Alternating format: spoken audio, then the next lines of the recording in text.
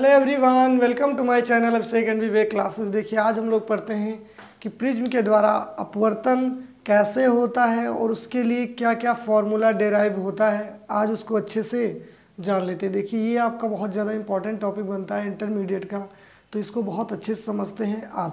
देखिए कैसे प्रिज्म के लिए अपवर्तन का सूत्र। तो सबसे पहले हम करते क्या, यहाँ पर एक प्रिज्म बना लेते हैं। मान लिया कि एक आपका प्रिज्म, माना एक प्रिज्म पी क्यू आर, माना एक प्रिज्म क्या है, पी क्यू आर है, जहाँ पर प्रिज्म का एंगल हमने मान लिया है, जहाँ पर ए क्या है आपका प्रिज्म कोण है, प्रिज्म कोण क्या है, ए है। अब मान लेते हैं कोई प्रकाश की किरण हमने मान लिया ये डी और ई, कोई प्रकाश किरण डी ई। अब एक बात बताइए, प्रिज्म अगर अंदर है तो इसके अंदर का माध्यम कैसा होगा, सघन या फिर डेंसर, और प्रिज्म के बाहर एयर है, वायु है, तो ये माध्यम आपका कैसा होगा, विरल। ये माध्यम विरल, अंदर का माध्यम सघन, यानी या बोल सकते हो ये माध्यम डेंसर और ये रेयरर। तो आप बताइए, यहाँ पर हम एक डाल देते हैं इस पर अभिलंब, या फिर जिसे बोलते हैं इंग्लिश में नॉर्मल, इस पर एक हमने नॉर्मल डाल दिया, अभिलंब डाल दिया। तो आप बताइए, जब प्रकाश की किरण विरल माध्यम से सघन में जाती है, यानी कि रेयर से डेंसर में जाती, तो अभिलंब की ओर झुक जाती। तो ये देखिए, जाना तो सीधे चाहिए था, लेकिन ये अभिलंब की ओर झुक गई हल्का से। ठीक, इसका नाम ई था ना आपका, इसका नाम ई, तो इस वाले पॉइंट का नाम आप एफ दे दीजिए। फिर आप सोचिए, ये आपके अंदर का माध्यम कैसा है, सघन है या फिर डेंसर है, तो फिर इस पर एक अभिलंब डाल दीजिए ऐसे। इसका नाम हमने N1 दे दिया, नॉर्मल 1, और इसका नॉर्मल 2, यानी कि अभिलंब फर्स्ट और अभिलंब सेकंड।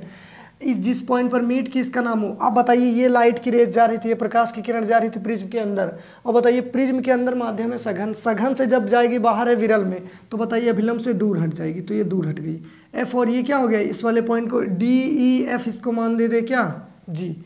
अब बताइए, आपका अभिलंब और आपतित किरण, ये देखिए किरण पड़ी ना, तो इसे आपतित बोलते। तो अभिलंब और आपतित किरण के साथ में जो एंगल बनता है उसे क्या बोलते हैं, आपतन कोण। तो इसको आपतन कोण हमने दे दिया क्या, E1, आपतन कोण, और सॉरी I1।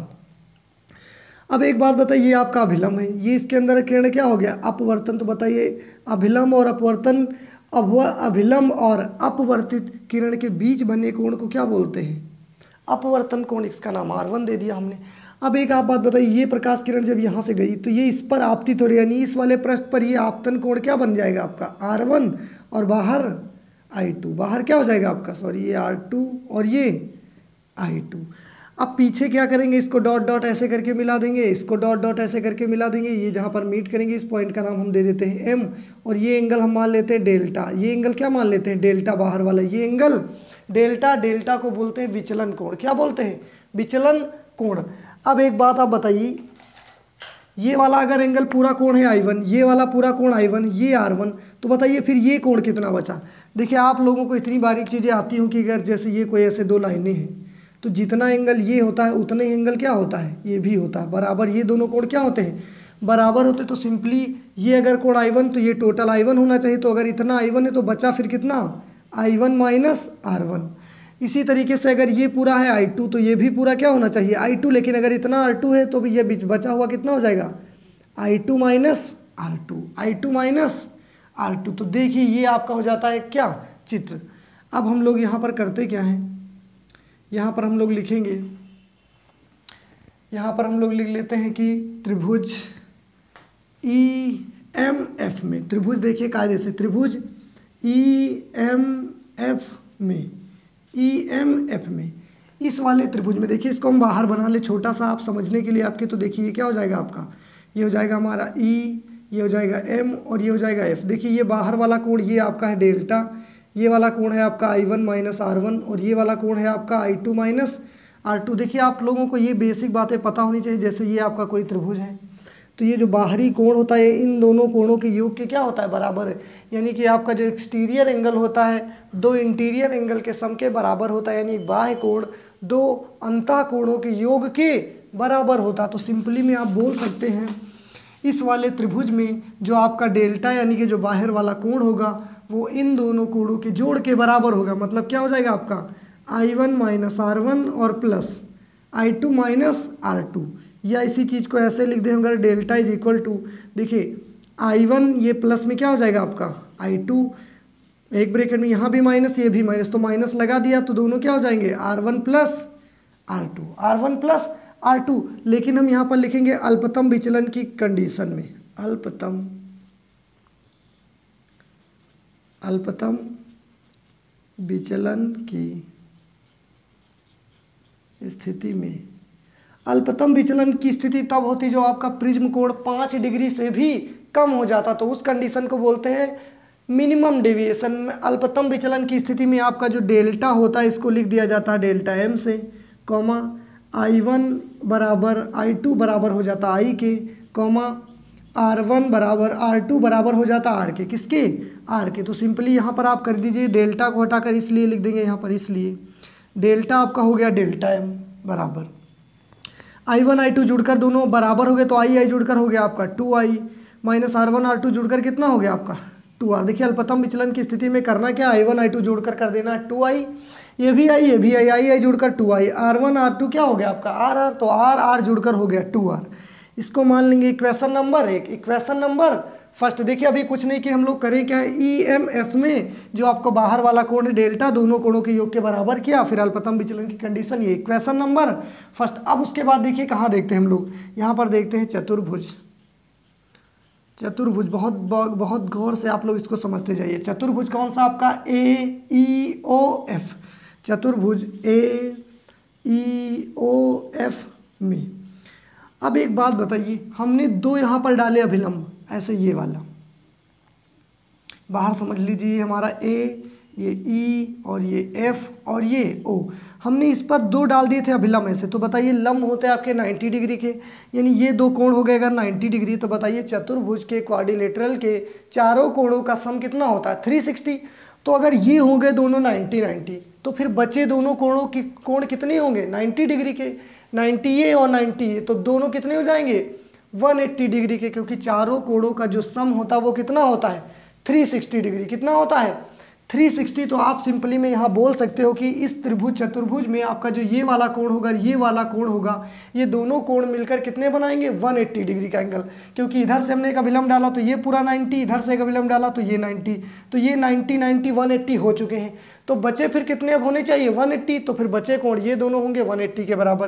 तो आप लिख सकते हो यहाँ से angle A plus angle O बराबर 180 डिग्री, या यहाँ से अगर एंगल O की वैल्यू निकाल लें हम तो क्या हो जाएगा 180 डिग्री माइनस एंगल A, इसको मान लो इक्वेशन नंबर 2। ये बात समझ गए ना। अब देखिए कहाँ का बात करते हैं, अब बात कर लेते हैं त्रिभुज EOF में। यहाँ पर लिखेंगे पुनः त्रिभुज EFO में। देखिए इस वाले त्रिभुज की हम बात कर रहे हैं EFO या EOF कुछ भी बोल दीजिए। त्रिभुज EOF में बताइए किसी भी ट्राइंगल के तीनों कोणों का योग कितना होता है 180 डिग्री के बराबर। तो यहाँ से हम बोल सकते हैं क्या कोण R1, देखिए इसका एंगल क्या बाहर बना लेते हैं, देखिए समझ जाइए, ये आपका दे रखा E ऐसे, ये हमारा E है, ये F है और ये क्या है O, ये वाला कोण आपका R1, ये आपका R2। तो देखिए तीनों कोणों का सम मतलब R1 और प्लस R2 बराबर ये क्या और plus O plus angle O बराबर क्या हो जाएगा 180, क्योंकि त्रिभुज के तीनों कोणों का जोड़ होता है कितना 180 डिग्री के बराबर। अब बताइए आप R1 R2 हमने ऐसे लिख दिया, या angle R1 plus angle R2 plus, अब एंगल O की जगह क्या 180 डिग्री माइनस से आप नहीं लिख सकते। देखिए क्वेश्चन नंबर सेकंड से एंगल O की जगह 180 डिग्री माइनस एंगल A, तो यहाँ पर हमने एंगल O की जगह लिख दिया, तो आपका क्या हो गया 180 degree minus angle A is equal to 180। अब बताइए 180 से कैंसिल हो गया, तो आप क्या बोल सकते हैं यहाँ से आपका बचा क्या angle R1 plus angle R2 is equal to, ये माइनस का उस साइड में गया तो हो गया प्लस का एंगल A। फिर यहाँ से लिखेंगे अल्पतम विचलन की स्थिति में, अल्पतम विचलन की स्थिति में, देखिए अल्पतम विचलन की स्थिति में आपका जो R1 R2 है वो क्या हो जाएगा R1 R2 हो जाएगा R, तो सिंपली में आपका यहाँ हो जाएगा क्या R और प्लस यहाँ भी क्या हो जाएगा R बराबर में क्या है A। तो बताइए R जुड़कर कितना हो गया 2R, या इधर लिख दीजिए R जुड़कर हो गया आपका कितना 2R बराबर A। तो ए की वैल्यू कितनी आ गई, या यहाँ से हम बोल सकते हैं क्या, आर बराबर ए बाई टू। आर की वैल्यू कितनी आ गई, ए अपॉन टू, ए अपॉन टू। अब देखिए करते क्या है यहाँ पर यहाँ से लिख देंगे, देखिए आर की वैल्यू, यहाँ से लिख देंगे आर का मान समीकरण 1 में रखने पर, देखिए आर की वैल्यू ए बाई टू हम कहाँ पुट कर देंगे, इक्वेशन नंबर फर्स्ट यहाँ पर आर की वैल्यू यहाँ पर पुट कीजिए। तो आप बताइए आपका delta M is equal to कितना हो जाएगा, ये हमारा हो जाएगा 2i माइनस 2r था, देखिए तो 2i माइनस 2 और r की जगह क्या इतना पुट कर देंगे, a अपॉन 2। तो देखिए 2 से 2 कैंसिल हो गया। तो बताइए डेल्टा एम बराबर बचा आपका कितना, 2i माइनस ए, या इसको माइनस का इधर लेकर आओगे तो प्लस का ए हो जाएगा, तो हो जाएगा delta M upon A is equal to 2i, या फिर i के साथ 2 है ना तो इसको अपॉन में भेज दीजिए। तो देखिए i की वैल्यू कितनी आ गई, a plus delta M upon 2। अब यहाँ से लिखेंगे क्या, स्नेल के नियम से, स्नेल के नियम से, स्नेल के नियम से। स्नेल का नियम आपसे क्या कहता है कि आपका जो n होता है, n बराबर आपका होता sine i upon sine r।